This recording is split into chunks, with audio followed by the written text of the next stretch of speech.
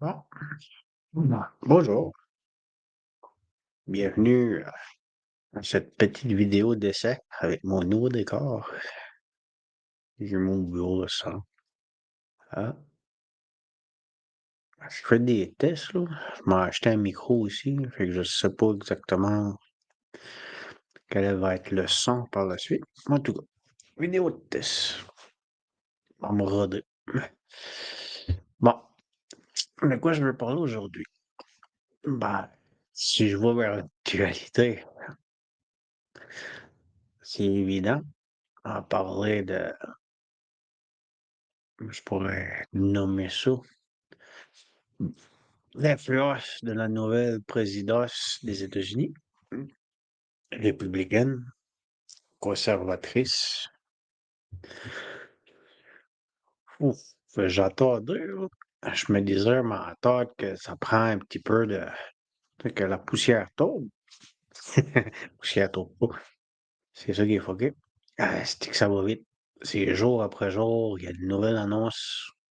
Puis, en place, ou en place à certains, c'est ça maintenant.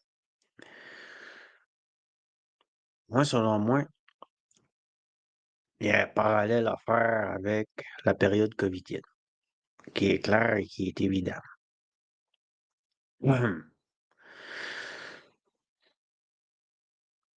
La période covidienne a mis en lumière certaines réalités, on va le dire comme ça.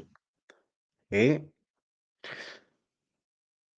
ce qui a été mis en lumière n'est pas nécessairement quelque chose qui était avantageux pour les États ou pour la population des États.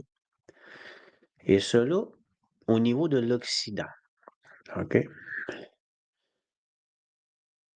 Je ne sais pas si ma pouvoir bien exprimé ma pensée ce soir parce que c'est extrêmement compliqué.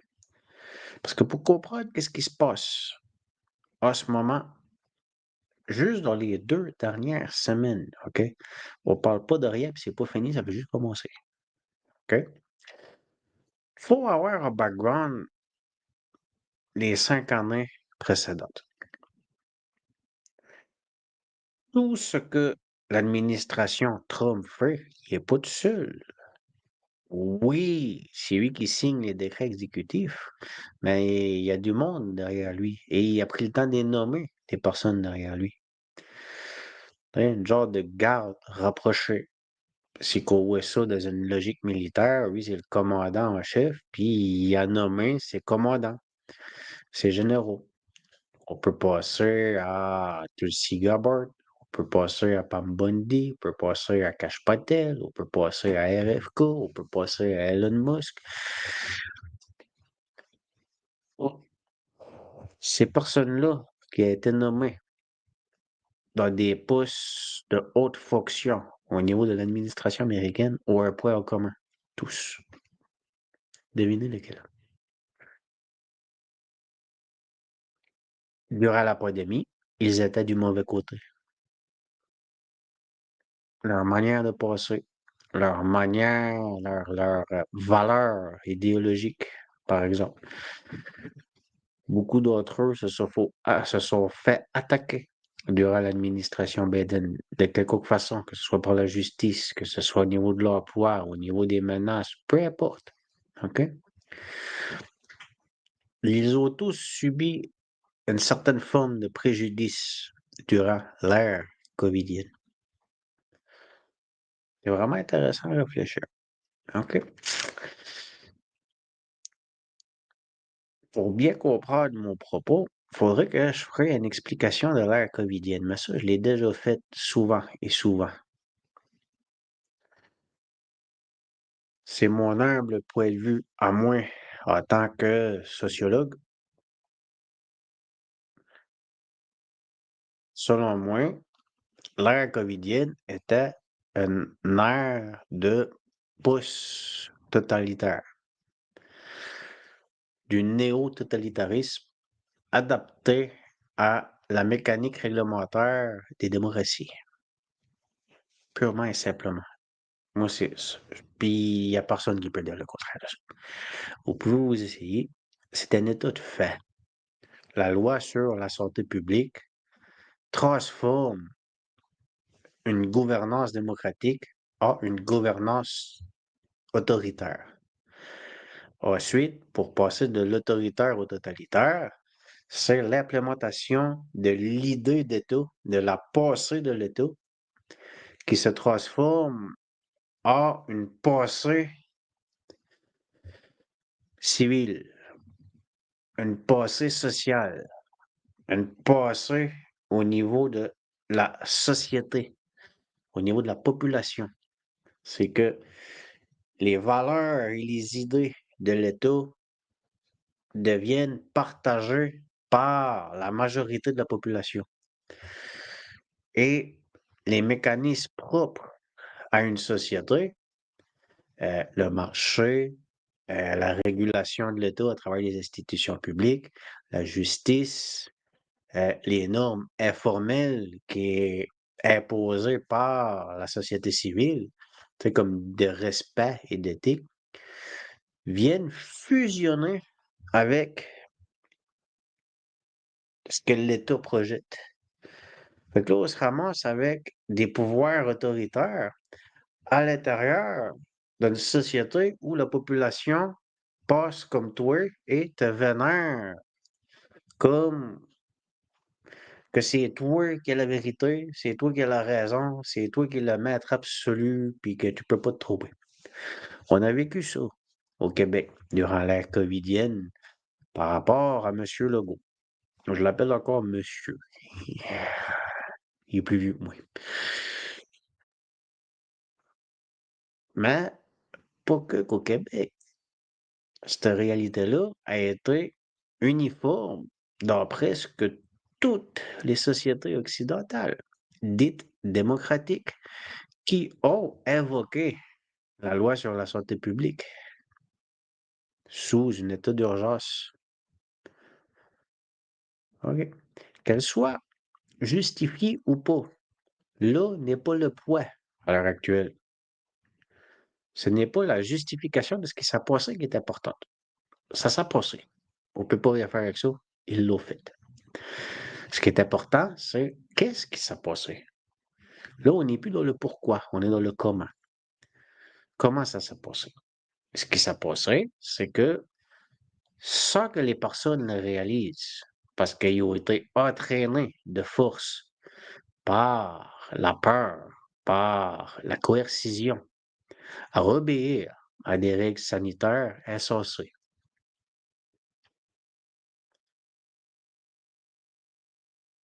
transformant la plupart des sociétés occidentales en des régimes néo-totalitaires. Ça, c'est un état de fait. OK? Le pourquoi, est-ce que c'était justifié? Est-ce que c'était pas justifié? C'est pas important maintenant. Ce qui est important maintenant, c'est que ça a été fait. Puis ça a causé des dommages collatéraux à l'ensemble des sociétés occidentales qui sont astronomiques. On n'a jamais vu ça dans toute l'histoire de l'humanité. OK? C'est sérieux. D'un point de vue historique, de l'histoire connue, on n'a jamais vu ça. On n'a jamais connu ça. Une forme de néo-totalitarisme répandue à l'ensemble des pays occidentaux, concerté, coordonné. Ça a eu des dommages collatéraux très, très, très importants. Quels sont ces dommages collatéraux-là? On peut brièvement les survoler. Elles survolent des principaux dommages collatéraux. Ben, on pourrait y aller selon une certaine typologie, exemple, au niveau économique. Tabarnak, câlisse. Désolé pour les sacs. Je gaspésien, ça sort seul des fois. C'est pas méchant. Ça fait partie de mon vocabulaire. Vous êtes pas content que ça? Ben, désolé. Vous avez des mots que moi je n'aime pas non plus, puis je les accepte. La dette publique, réalisez-vous l'ampleur de la dette publique de tous les pays qui ont adopté les mesures sanitaires a doublé, minimalement. Passe le Canada au était à 600 milliards, on est rendu à 1,2 trilliard. Fait que un des principaux dommages collatéraux a été l'augmentation de la dette publique pour principalement subventionner et amortir l'impact des confinements, par exemple, ou pour les entreprises. Les tissus des PME, seulement au Québec, si je m'en rappelle bien, c'est 40% des entreprises, des PME qui ont fermé et qui ont fait faillite entre 2019 et 2020. Non, c'est même par année, c'est l'année passée, 40%. Fait que là, rapidement, les impacts économiques sont immenses au niveau de la dette publique, mais aussi au niveau de la structure de l'économie, principalement pour les PME. Bon. Au niveau politique, bah, quoi dire au niveau politique sur les dommages collatéraux? Bah, c'est peut-être mieux de pas en parler dans ce cas-là, parce que je veux axer la réflexion sur l'économie. Au niveau social, bah là, c'est encore pire. J'écoutais, parenthèse, j'écoutais une émission à radio tantôt où ce qui parlait du phénomène du ghosting. Apparemment, là, c'est rendu normal de se ghoster entre adultes. Même si tu as 45 ans, 40 ans, tu fréquentes quelqu'un pendant 3 mois, tac, puis du jour au lendemain, ben, tu fais juste le bloquer sur Internet. Il y a augmentation des ruptures, augmentation carrément, des ruptures au niveau des amitiés, au niveau des familles. Côte-ouest aussi. Et le monde fait juste se ghoster. Il se parle plus du jour au lendemain. Non, toi, tu t'es quelqu'un à la carte, puis j'aime pas le menu, fait que tu disparais de ma vie. Je te ghost, ça s'arrête là. Tout cas, niveau social, c'est incroyable aussi. OK? Les liens sociaux, tout était brisé. Au niveau de la politique, là, il y a eu une forme d'unanimité étrange et dangereuse des partis politiques dans les assemblées. Comme si une certaine pensée unique s'avait instauré. Hein? Un des éléments propres au totalitarisme. Quand tu as un parlement avec 5, 6 partis différents, d'environ, je dis ça, puis que tout le monde, soit tout le temps unanime sur ce que peu importe les partis présents, il y a un problème. Il y a un problème. Il y a un gros problème. Aucune divergence d'opinion. Aucun argument à amener pour dire ouais, ben ça, moi, je suis pas certain, je suis pas d'accord, j'ai un autre point de vue. Non, unanimité. Tout. Bon. Fait que là, la période covidienne, néo-totalitaire, a créé des impacts sur les sociétés occidentales à tous les niveaux. Tous les niveaux de la société. Ici, qu'on s'arrête sur. Ben, on peut pas s'arrêter sur juste l'économique quand on réfléchit aux dernières semaines. En gros, ce que j'essaie de faire avec vous, c'est le lien entre ce qui s'est passé durant la pandémie covidienne et ce que Trump est en train de faire. Parce qu'il y a un lien direct, OK? Puis ceux qui ne le comprennent pas, ben, vous avez manqué un gros morceau, là, d'environ 4-5 ans. Parce que ça fait juste 2 semaines que Trump est au combat. Bon. À l'intérieur de, de cette forme de néo-totalitarisme-là, covidien, au niveau des sociétés occidentales, on s'entend qu'il y a des idéologies qui ont été promues. Il y a des choix qui ont été faits selon les gouvernements en place, majoritairement de gauche pour la même période. Autre élément intéressant, hein, avec des liens et des réseaux sensiblement les mêmes. La promotion du développement durable, la promotion de l'identité, de l'équité, la promotion des changements climatiques, la promotion des idéologies de gauche, voire même d'extrême gauche, implantées au sein des sociétés occidentales à travers un appareil d'État autoritaire qui, avec le temps, s'est transformé en néo-totalitarisme pour instaurer ces valeurs de gauche-là de force à l'ensemble de la société, ou presque. Mis à part, bien entendu, les dissidents, qui a été traités à tort de complotistes. Ce que j'essaie de vous expliquer rapidement, c'est que nous avons vécu une période néo-totalitaire qui prônait des idéologies de gauche. OK? C'est carrément ça.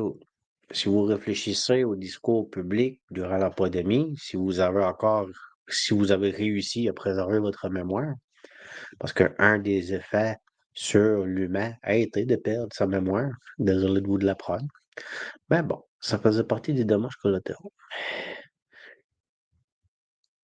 Nous devons nous sacrifier en tant qu'individus pour la collectivité, pour le bien commun. Je ne sais pas si vous réalisez ce que je viens de dire. Ça, c'est un discours communiste, là. Quand l'individu doit se sacrifier pour le bien commun, nous entrons dans quelque chose d'assez grave, là, qui devient radical, de gauche, s'apparentant aux idées du communisme. Hein, le commun avant tout. Communisme. Là, je vulgarise, je niaise un peu, mais c'est ça pareil. Puis à l'intérieur de ça, ben, il y a des choses qui ont été instaurées, qui n'étaient pas là avant, puis que vous ne pouvez pas vous rappeler, parce que vous avez perdu votre mémoire. Hein? Pour la plupart des Covidiens, il y a juste la période COVID qui a existé, puis avant, il n'y avait plus rien. Mais pas pour les dissidents. Le propre d'être dissident, c'est de résister au totalitarisme, à l'implémentation de la pensée de l'État, des valeurs de l'État à l'intérieur de la population, comme une forme de pensée unique, une pensée commune qui est presque interdit d'aller en dehors de cette pensée-là, de la critiquer ou de penser différemment.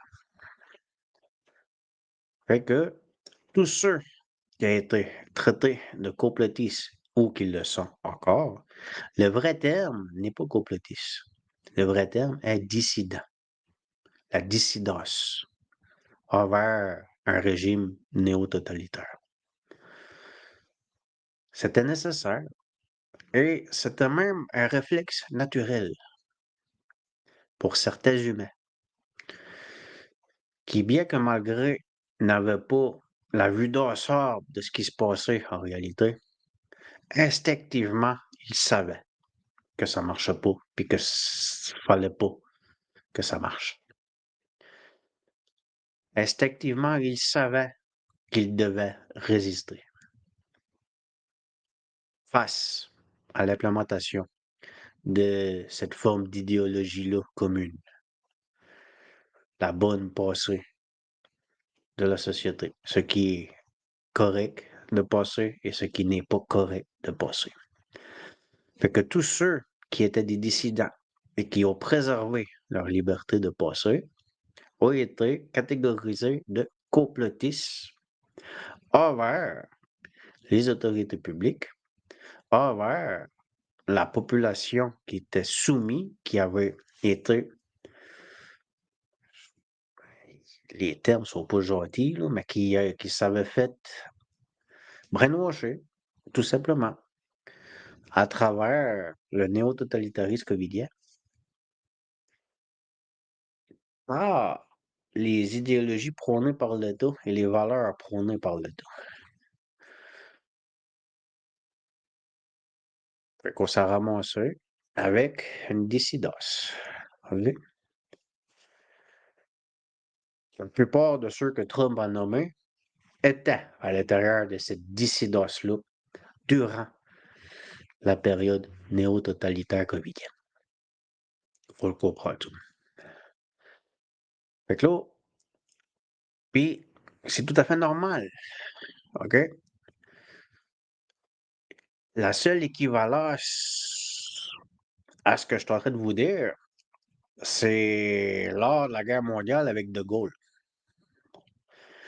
qui avait été traité de traître puis qui s'avait exilé, mais qu'il y avait une résistance dissidente à l'occupation nazie.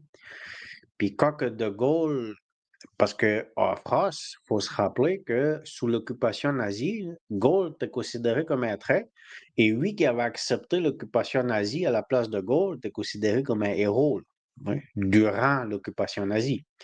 Puis il y avait juste 5% de la population qui était dissidente, qui s'opposait à l'occupation nazie et à l'occupation, ben, à ce que l'État occupé passait, puis qui passait encore comme De Gaulle. Mais un coup que l'occupation nazie s'est terminée après la guerre, là, un coup qu'il est parti, ben, c'est De Gaulle qui est revenu en force au pouvoir. Et qu'est-ce que De Gaulle a fait? Il a nommé avec lui, dans son administration, les dissidents qui avaient résisté à l'occupation nazie et même résisté au gouvernement français sous l'occupation nazie. Fait que là, il s'est reconstruit une administration à partir de ceux qui étaient dissidents. Comprenez-vous? C'est ce que Trump est en train de faire. Pas rien, mais bon. Puis là, la plupart des mesures qui ont été faites par décret dans les 2 dernières semaines sont directement en lien avec ce qui a été implanté durant la période covidienne. En gros, les gouvernements de gauche et d'extrême gauche qui étaient rendus néo-totalitaires, ils ont voulu transformer la société. Parce que du jour au lendemain, ils avaient tous les pouvoirs puis ils avaient la capacité de le faire. Et ils l'ont fait. C'est ça qu'il faut comprendre, là. Peu importe la justification, qu'ils avaient raison, qu'ils n'avaient pas le droit, qu'ils avaient le droit, peu importe. C'était un état de fait. Ils l'ont fait. Puis ce que Trump est en train de faire, ben, c'est contrecarrer ce qui a été fait, ce qui a été implémenté durant cette période-là, et saboter les mécanismes par lesquels ça a été possible. OMS, ONU. L'OMS. Pourquoi l'OMS? Si l'OMS n'aurait jamais déclaré que nous étions en état d'urgence sanitaire, ben, aucune nation occidentale n'aurait pu déclarer l'état d'urgence sanitaire et n'aurait pu appliquer la loi sur la santé publique qui a permis la gestion par décret rendant toutes les démocraties autoritaires. Le totalitarisme est venu par la suite, dans le temps, à force de gérer de façon autoritaire avec une doctrine d'État. La guerre contre le virus, les mesures, il faut vous suivre, il faut vous écouter le gouvernement, vous ne pouvez pas, si vous vous estimez, vous allez avoir une amende, il faut vous rejeter ce jeu, vous n'avez pas le droit de sortir, vous avez un couvre-feu, il faut vous jouer les petites crises de flèches au supermarché, il faut vous écouter la petite caissière de 16 ans qui vous dit que si vous ne mettez pas votre masque sur votre nez, ben, elle ne vous fera pas payer votre épicerie, puis vous méritez de crever à faire. La liste peut être longue. OK? Bon. Fait que là, faut contrer ça. Fait que là, la plupart des mesures Au niveau des organisations, tu prends les ONG internationales, ben, c'est pour ça que Trump se débarrasse d'eux autres. Parce que la période covidienne, le néo-totalitarisme qui a été instauré durant la période covidienne a été permis par ces organismes-là et les mécanismes en lesquels ils ont leur capacité. Mais là, est-ce que c'est des organismes qui ont à cœur le bien-être des populations? Est-ce que c'est des organismes corrompus qui sont les principaux bailleurs de fonds de ces organismes-là? Puis là, ben, quand tu creuses un petit peu, là, tu t'aperçois qu'il y a d'autres minute, là. Non, non, marche pas cette histoire-là. Rien de corrompu, ça. Ah, c'est ça. Bref, les organismes internationaux avec aucune affiliation étatique, soumis à des commanditaires ultra riches qui peuvent emmener des idées, ayant la capacité d'imposer ou de favoriser certaines choses au niveau de tous les États du monde. Ah, non, non, non, non, non. Marche pas cette histoire-là. Pour la souveraineté nationale, ça marche pas. Fait que là, l'OMS, l'ONU, puis s'il n'y a pas fini, il va y en avoir d'autres d'après moi dans le collimateur. Bon. Fait que là, après, les affaires sur le DEI, l'identité de genre, ces affaires-là, là, il fait le pied à deux coups. Oui, ça a été promu bien avant la pandémie, je suis d'accord, mais c'est devenu une norme officielle durant la pandémie. C'était rendu la normalité, puis là, c'était rendu que tu n'as plus le droit de parler qu'au de ça. Puis là, ben, on s'en ramassait avec la promotion de drag queen des écoles auprès des enfants, des jeunes, puis là, avec des lois qui interdisent des parents d'empêcher son enfant de se faire mutiler à 10 ans pour la transition du genre, des cochonneries de même. Ça a été le web, ça va. Fait que là, oui, cette affaire-là, on arrête ça. On se débarrasse de ça. OK? Après, tout ce qui est au niveau interne, ça, c'est les principales. Tu sais, je fais juste réfléchissez, là. Tu sais, j'en nomme ceux qui me viennent à l'esprit, mais il en a fait plein de mesures, là. Bon. Fait que là, après, on se ramasse avec le point de vue économique. Est-ce que vous réalisez l'ampleur de la dette des États-Unis? Est-ce que quelqu'un réalise l'ampleur? OK? Bon. Fait que là, on a tendance à penser que les États-Unis, là, c'est les plus puissants, c'est les plus forts, c'est les meilleurs, puis ils peuvent jamais leur arriver rien de mal. Bon, mais c'est pas le cas à l'heure actuelle. Les États-Unis sont sur le bord de la faillite. Leur dette est trop grosse, ils ne peuvent plus la payer. Dette qui a été gonflée aussi durant l'ère covidienne, sous l'administration Biden. Bon. Fait que là, un des principaux effets de l'ère covidienne a été le gonflement de la dette. Si au niveau rapidement, ça ressemble à ça. OK.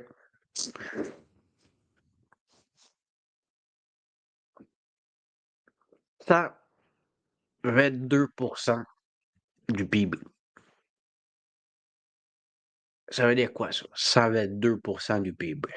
Aïe, aïe, aïe.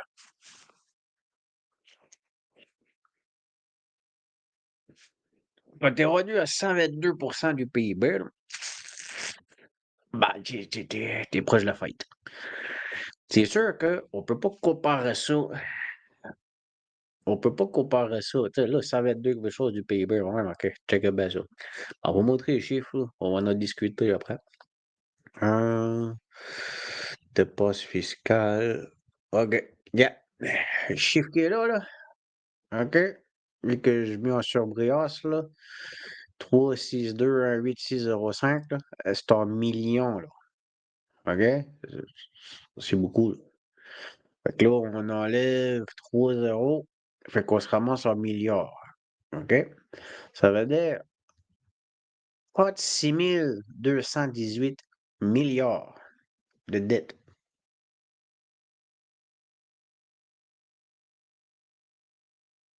Ouais, c'est pas petit, là. Il est pas petit, là. OK. On va le mettre en milliards. Regarde, on va dire 36 000 milliards de dettes. OK? Fait que la dette publique au PIB, 122%. OK? Les revenus les revenus, OK? Ce que le gouvernement a comme revenu, taxes, tarifs, impôts, toutes ces affaires-là, OK? Ben, en millions, ça va le remettre en milliards, c'est 454 milliards. OK? C'est bien fait ça? Ouais. Les revenus gouvernementaux en millions, on est à 454 milliards. OK? Puis là, ben, les dépenses, ils switch, là. Tout est en millions à part les dépenses. Les dépenses du gouvernement, eux autres, sont à 3 990 milliards. C'est juste là, là. OK? Il fait 454 milliards par année, puis il en dépasse 4 000.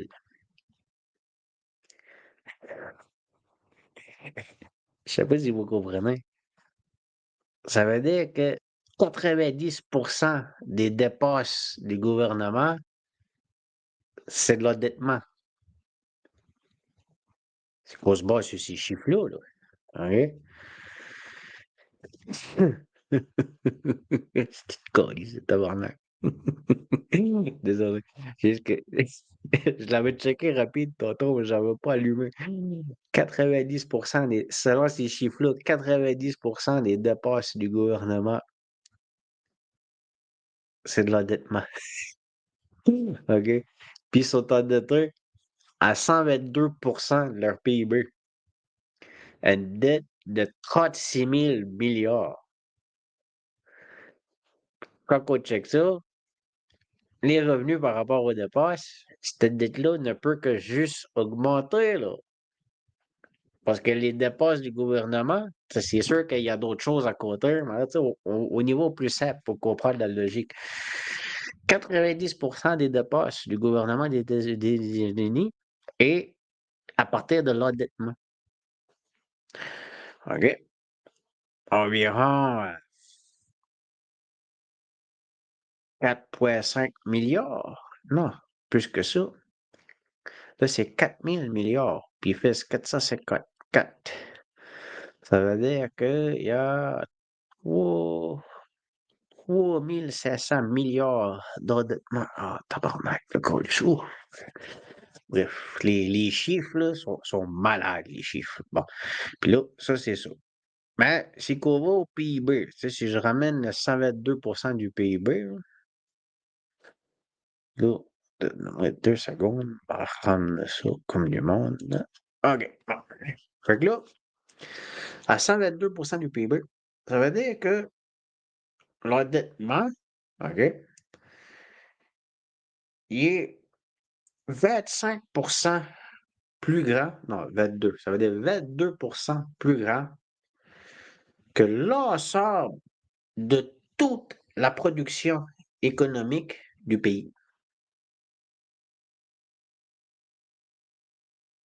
Bon, comprenez-vous?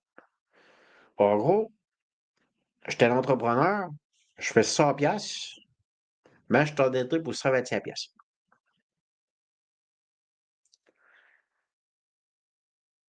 Le ratio, ça serait ça, environ.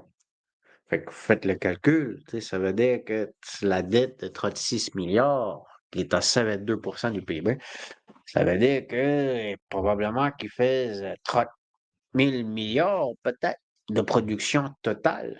Tu sais, puis la production, c'est la valeur de la production. Tu sais, c'est la valeur de ce que tu produis. Ça veut dire que en ce moment, les dépenses gouvernementales des États-Unis sont à 90% de l'endettement. Là, j'y vois à peu près. Tu sais, c'est pas exact. C'est juste pour faire une idée grossière de la situation. Et leur endettement est à 125 122 de leur PIB.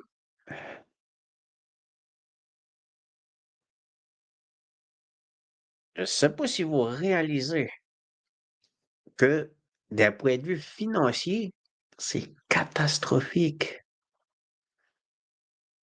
90 de tes dépenses, tu t'endettes pour les faire et tout, même si tu prends toute la production de ton pays au complet, ça n'est même pas la totalité de ta dette. Fait que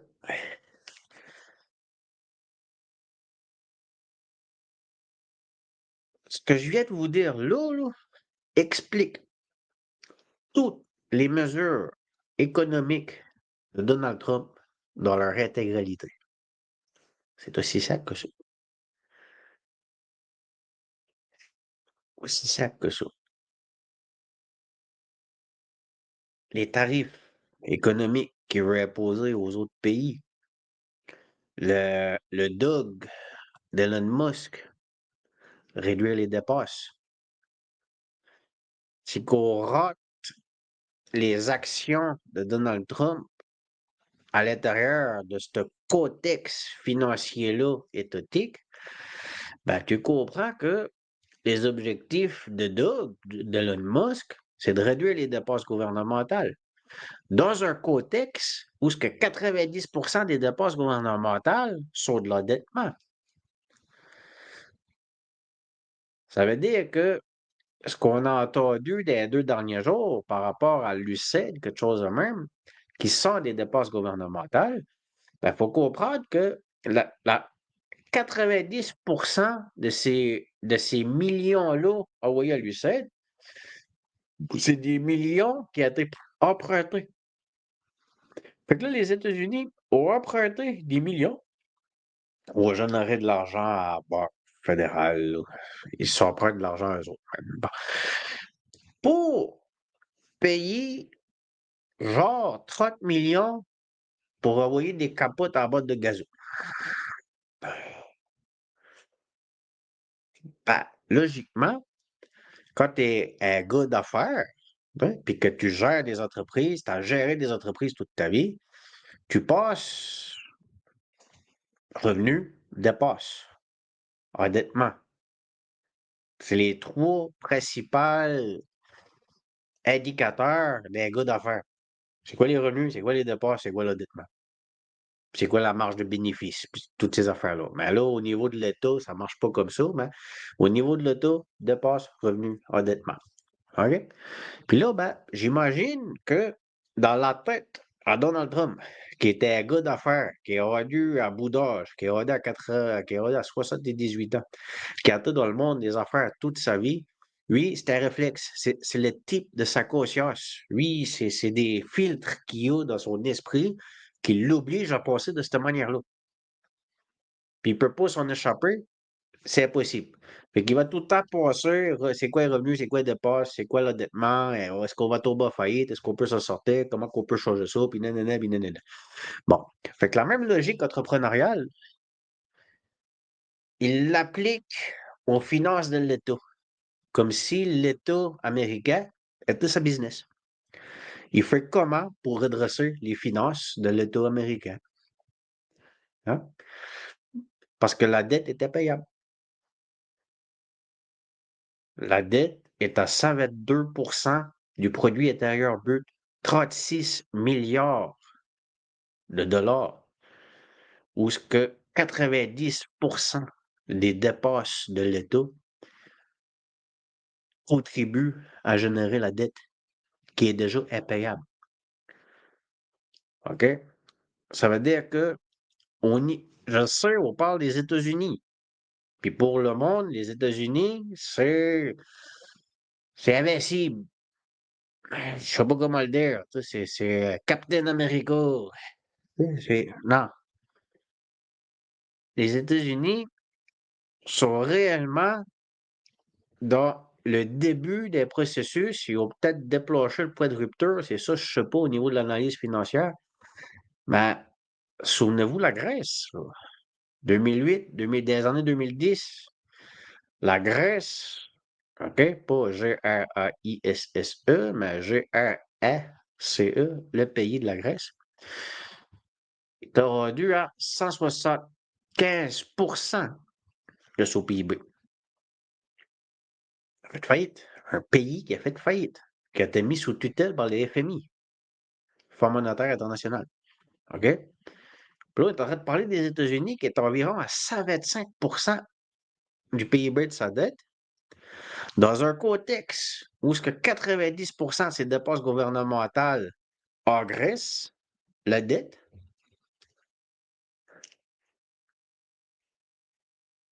avec une économie qui a baissé durant la pandémie, que la productivité a baissé, comprenez-vous? OK? C'est des facteurs qui étaient reliés. Admettons que la dette, elle, reste pareille, tu sais, qu'ils arrivent à faire leur paiement d'intérêt, puis la dette n'augmente pas. OK? OK. C'est pas si pire. Mais là, on n'est pas dans ce contexte-là, là. Moi, je me rappelle que dans la dernière année, il est obligé de voter 2 fois sur le Sénat ou dans la Chambre des représentants euh, un nouveau plafond de la dette, là. 2 fois, là, dans la dernière année aux États-Unis. C'est-à-dire que là, ce que j'essaie de dire, c'est que le ratio dette-PIB peut augmenter même si la dette ne bouge pas, si la productivité baisse. Si ton PIB baisse, puis ta dette ne bouge pas, ton ratio augmente. Hein? D'où l'importance d'augmenter la productivité du pays pour diminuer le ratio dette-PIB. D'où l'importance de réduire les dépenses de l'État qui continuent à générer de la dette à 90% des dépenses de l'État. Ça veut dire que pour améliorer l'état financier des États-Unis, il n'y a pas 56 000 solutions quand tu passes à partir de ces indicateurs macroéconomiques-là. Un, réduire les dépenses de l'État, car 90% des dépenses vont de l'endettement, fait contribue à augmenter la dette. Deux, augmenter ta productivité interne pour diminuer le ratio dette-PIB. Bon. En augmentant ta productivité interne, tu augmentes aussi tes revenus. Tes revenus de taxes à la consommation, par exemple, tes revenus d'impôts. Tu as plus d'impôts, tu as plus de taxes. Fait qu'en augmentant la productivité interne, tu augmentes tes revenus. Tu baisses le ratio dette-PIB. Et si, par la même occasion, tu peux réduire tes dépenses de l'État, là, tu t'alignes vers une saine gestion des finances publiques. Et c'est exactement ce que Donald Trump est en train de faire. Ça peut paraître drastique ce qu'il fait, mais il n'y a pas de choix. C'est réellement une question de sécurité nationale. Il est sérieux quand il le dit, puis c'est vrai. Parce que si ça, c'est pas fait, ce qui est en train d'être fait par Donald Trump, au niveau du Dodge, la réduction des dépenses, au niveau de la réévaluation des échanges commerciaux, au niveau de l'augmentation de la production interne, si ça, c'est pas fait, ben, comprenez bien que à court terme, on ne parle pas de long moyen terme, on parle à court terme, un état financier où ce que les États-Unis seraient dans l'incapacité de faire leur paiement de dette, comme la Grèce.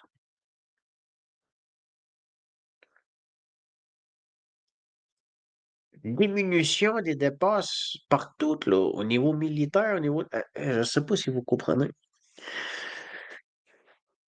C'est l'implosion des États-Unis.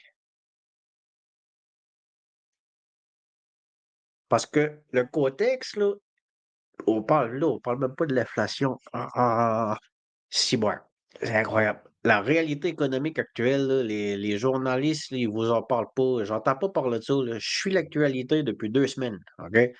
Depuis l'instauration de Trump, puis tous les décrets à tous les jours, quelques heures par jour, là. Puis j'ai entendu personne faire le lien avec ça. Ah, guerre commerciale, ici, puis ça, puis ça part dans des affaires, des illuberies incroyables, qu'il n'y a pas de crise de sauce ou tout fou en crise de gain. M'excuse le terme, mais c'est dans le monde l'a passé. OK? Moi, j'ai une phrase qui est bien simple. Les choses sont ce qu'elles sont, pas ce qu'on pense qu'elles sont. Il y a une différence entre les deux. OK? Bon. Réalisez-vous que, année après année, si tu as 90% de tes dépenses qui est de l'endettement, ben, ton endettement ne peut qu'augmenter. Hein? On s'entend là-dessus? C'est comme pas cheval. OK? Hein? Tu peux le comprendre. Si ta productivité baisse, puis que ton endettement augmente, t'es dans la merde. Surtout dans un contexte où tu es rendu à presque 125% de ton PIB. Il va arriver quoi? Le FMI va mettre les États-Unis sous tutelle. T'arrêtes de parler de ça, là. C'est une réalité à court terme pour les États-Unis, ce qu'il n'y a pas de changement. OK? Puis on parle d'une superpuissance mondiale. Quelles sont les conséquences et les risques qu'une superpuissance mondiale comme les États-Unis se retrouve au bord de la faillite financière des produits étatiques? Je ne sais pas si vous comprenez ce que je suis en train de dire. Aïe, aïe, aïe. C'est important parce que c'est la réalité qui nous entoure. C'est la principale raison pourquoi Trump fait ce qu'il fait puis qu'il n'y a pas le choix de le faire. C'est une question de sécurité nationale pour les États-Unis. OK? Mais ce qu'il faut comprendre dans ça, là, c'est que c'est pas mal la même réalité pour la plupart des pays de l'Occident. Au plus ou moins degré. Comme un exemple, le Canada, je pense qu'il est rendu à, je me rappelle plus de la dernière fois que j'ai checké, mais je pense qu'il était rendu à 90% de son PIB. C'est peut-être baissé au monteur, mais ça va alors repirant. Tous les États occidentaux, à cause de la pandémie puis tout ce qu'ils ont fait comme mesure d'apaisement envers la population pour qu'ils acceptent les mesures sanitaires, là, ils ont tous fait la même affaire. Ils sont tous dans la même situation. Et ce que Trump est en train de faire, ils devraient tous le faire. Il est en train de faire la bonne chose. Oui, c'est drastique. Oui, ça fait capoter tout le monde, mais c'est ce qu'il faut être fait, malgré tout. Parce que si ça, c'est pas fait, dans 5 ans, ça va être 10 fois pire.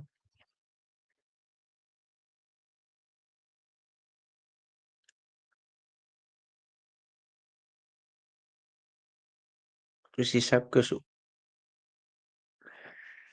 Fait qu'il va y avoir beaucoup, beaucoup, beaucoup de changements de la part de l'administration Trump. D'une part, pour ramener la démocratie, ramener la liberté de passer, ramener des principes fondamentaux que nous avions perdus durant la pandémie, ramener une certaine ligne conservatrice par rapport à la modernité, par rapport au libéralisme, au néolibéralisme, par rapport moi je pourrais dire, à l'ouverture aux autres. Tu sais, c'est d'un point de vue idéologique, tout ce qui provenait de la gauche puis de l'extrême gauche, là, ben, il y a un retour du balancier qui est en train de se produire. Fait que je suis désolé pour ceux qui sont de gauche ou de l'extrême gauche qui capotent ben tête. Ben, c'est ça, c'est un. Quand c'était Biden qui dirigeait avec une dominance de gauche, ben vous étiez tous contents, puis c'est nous autres qui mangeons en marde. Cette heure, ben, le vent a changé. C'est nous autres qui sommes contents, puis c'est nous autres qui mangent en marde, parce que vous êtes dans un clivage idéologique qui est à l'encontre de ce qui se passe, mais ce qui se passe est nécessaire à cause de votre clivage idéologique à vous qui êtes au pouvoir pendant une couple d'années. Fait que je suis désolé, mais ben, ce qui doit être fait. Puis ben, si ça pète votre bulle, puis ça vous réveille à la réalité que, oh, t'as une minute, là. On n'est pas dans un monde de licorne. Il n'y a pas des calinours qui se promènent sur le trottoir là, avec leur arc-en-ciel, là. Hein?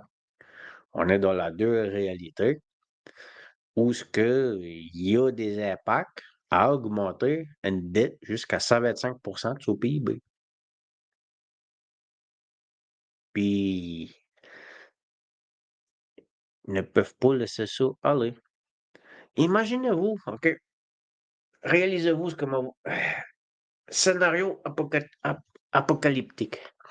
Les États-Unis s'effondrent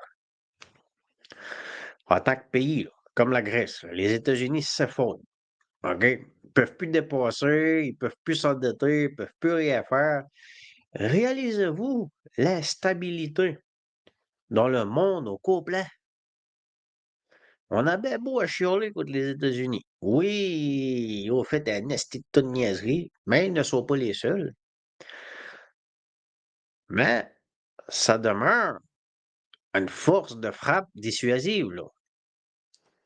Il y a bien des actions, il y a bien des choix qui est fait en fonction du fait que les États-Unis existent. Si les États-Unis se fondent, ben, je sais pas, hein, vos enfants vont peut-être parler chinois ou un autre langue.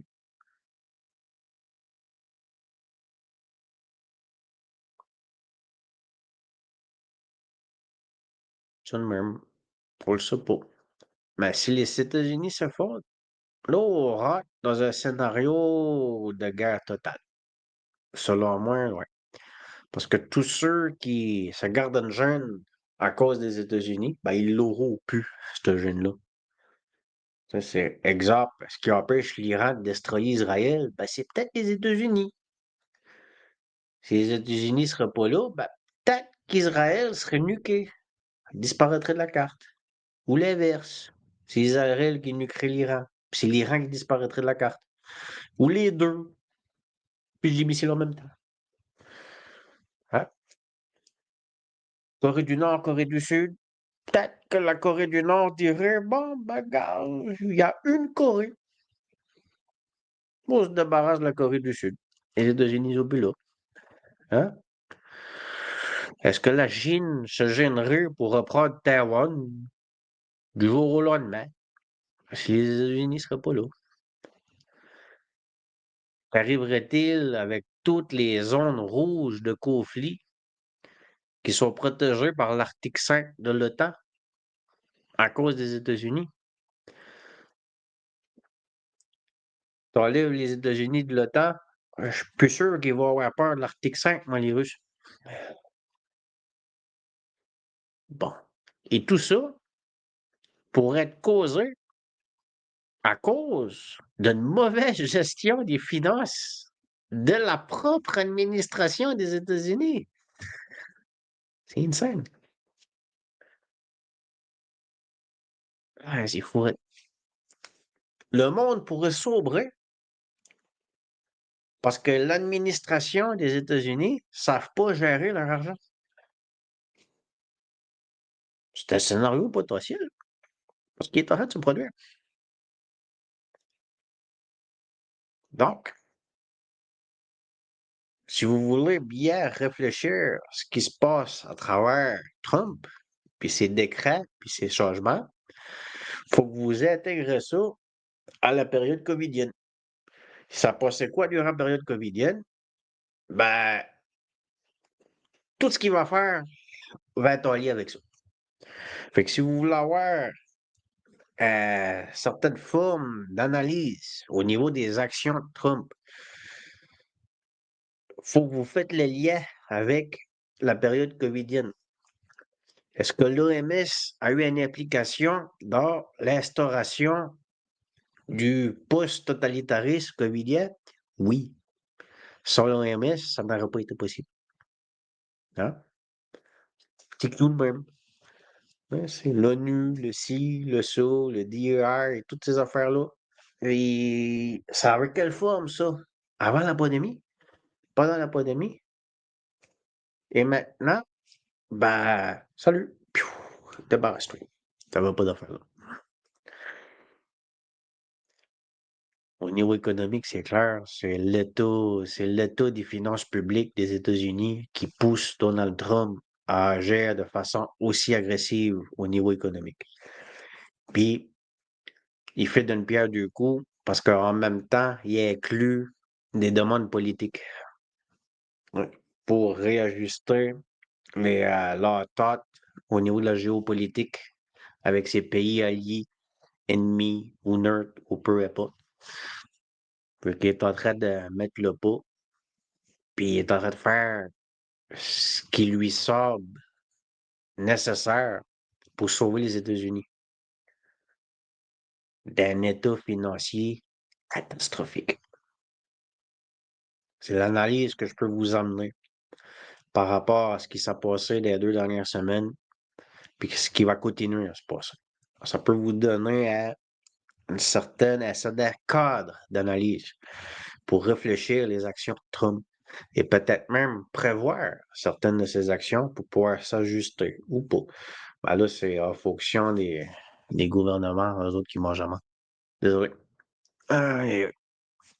On est dans la réflexion, on est dans l'analyse, de façon un petit peu vulgaire de temps en temps, mais bon, ça c'est propre à moi, c'est ce que je suis.